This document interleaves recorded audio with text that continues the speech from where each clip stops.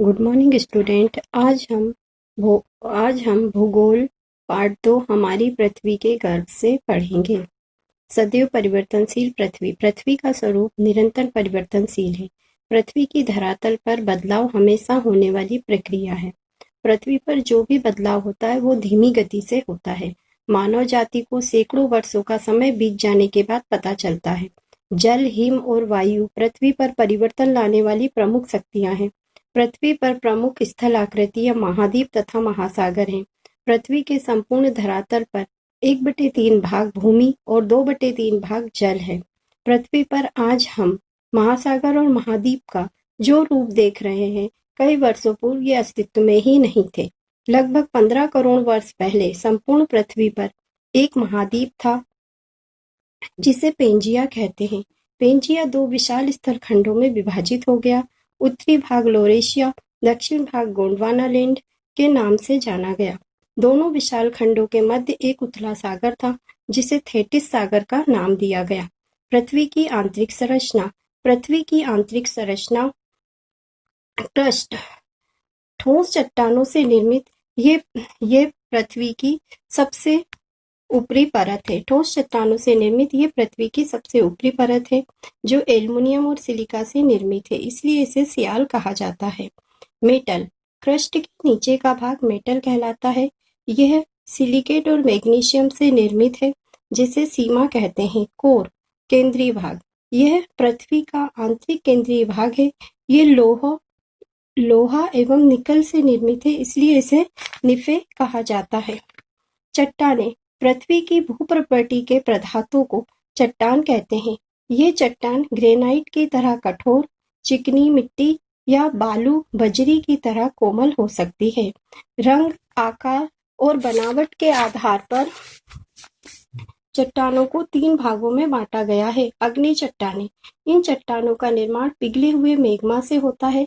इसे प्राथमिक चट्टान कहते हैं। अवसादी चट्टानें। इन चट्टानों का निर्माण छोटे छोटे कणों से हुआ है।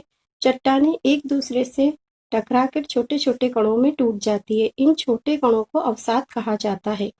रूपांतरित चट्टानें। अवसादी और अग्नि चट्टानों में उच्च ताप और दाब के कारण रूप परिवर्तन हो जाता है। इसे रूपांतरित चट्टानें कहते हैं। चट्टान चक्र। चट्टान के एक चट्टान से दूसरी चट्टान में परिवर्तन की क्रिया चट्टान चक्र कहलाती है। खनिज। खनिज प्राकृतिक अकार्बनिक पदार्थ है जो जमीन से खोदकर निकाला जाता है। खनिज के प्रकार। धात्विक खनिज, जिसमें धातु होती है, वो धात्विक खनिज है, जैसे सोना चांदी। अधात्विक खनिज, जिसमें धातु नहीं होती है, वो अधात्विक खनिज कहलाते हैं। खनिज का महत्व। वर्तमान समय में खनिज का बहुत अधिक महत्व है। खनिज का प्रयोग भवन निर्माण के लिए चिकनी मिट्टी, चूना, बलुआ पत्थर आदि है। खनिज का प्रयोग ऊर्जा संसाधन के रूप में जैसे पेट्रोल, कोयला और प्राकृतिक गैस आदि। पृथ्वी पर हलचल। पृथ्वी की सतह पर बहुत धीमी गति से परिवर्तन होता है। पृथ्वी में गति या हलचल 2 बलों के आधार पर होती है। आंतरिक बल, बाह्य बल। जो बल पृथ्वी के आंतरिक भाग से घटित होते हैं वो आंतरिक बल कहलाते हैं। जो बल पृथ्वी की सतह के ऊपर उत्पन्न होते हैं या घटित होते हैं वो बाह्य बल कहलाते हैं। इसमें सबसे पहले हम ज्वालामुखी को पढ़ेंगे। ज्वालामुखी पृथ्वी की धरातल पर एक गोल छेद या दरार जिसमें से पिघली चट्टानें, गर्म गैसें, लावा, धुआं, राख निकलता है, ज्वालामुखी कहलाता है। ज्वालामुखी के प्रकार। ज्वालामुखी 3 प्रकार के होते हैं। सक्रिय ज्वालामुखी, प्रसुप्त ज्वालामुखी, सुसुप्त ज्वालामुखी। ज्वालामुखी द्वारा निर्मित स्थलाकृति ज्वालामुखी क्षेत्र विस्फोट की क्रिया से पिघला मैग्मा छिद्र से पृथ्वी के धरातल के ऊपर निकलता है, उसे ज्वालामुखी छिद्र कहते हैं। क्रेटर या बीबर। ज्वालामुखी के शिखर पर एक गहरा छिद्र होता है, इसे बीबर कहा जाता है। बीबर का आकार कीप की तरह होता है जिसमें लावा, गैस आदि गर्म ठोस पदार्थ निकलते रहते हैं। भूकंप।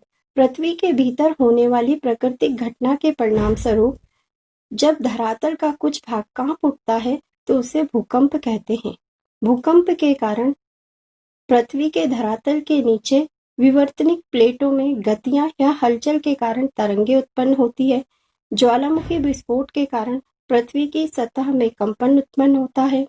पृथ्वी पर जब बड़े-बड़े भूस्खलन होते हैं तो उसके कारण भी भूकंप आ जाता है। भूकंप की उत्पत्ति पृथ्वी की सतह से 50 से 100 किलोमीटर गहराई में होती है। भूकंपीय तीव्रता का मापन। भूकंपीय तीव्रता का मापन रिक्टर स्केल पर किया जाता है। भूकंप की तरंगों का मापन करने के लिए सिस्मोग्राफ या भूकंप लेखी यंत्र का प्रयोग किया जाता है। भूकंप के प्रभाव। विनाशकारी भूकंप के कारण पृथ्वी पर दरारें आ जाती हैं, जिससे बड़ी-बड़ी इमारतें गिर जाती हैं। भूकंप से पूरा का पूरा शहर नष्ट हो जाता है और प्रचुर मात्रा में जनधन की हानि होती है। भूकंप का वितरण क्षेत्र। भूकंप के कुछ प्रमुख वितरण क्षेत्र हैं जहां बार-बार भूकंप आते हैं। प्रशांत महासागर, मध्य पूर्व पर्वतीय क्षेत्र, गौण क्षेत्र। Case study. 26 जनवरी 2001 को भुज में भूकंप। 26 जनवरी 2001 को सुबह 8:46 बजे जब देश गणतंत्र दिवस का पर्व मना रहा था, गुजरात के भुज शहर में एक विनाशकारी भूकंप आया था, जिसमें पूरे गुजरात प्रांत को हिलाकर रख दिया था। भूकंप में 31 शिक्षकों की मृत्यु हो गई थी, 95 घायल हो गए थे, 951 विद्यार्थी मारे गए थे, 1051 घायल हो गए थे। सरकारी आंकड़ों के अनुसार 13 अरब की आर्थिक हानि हुई थी। धन्यवाद।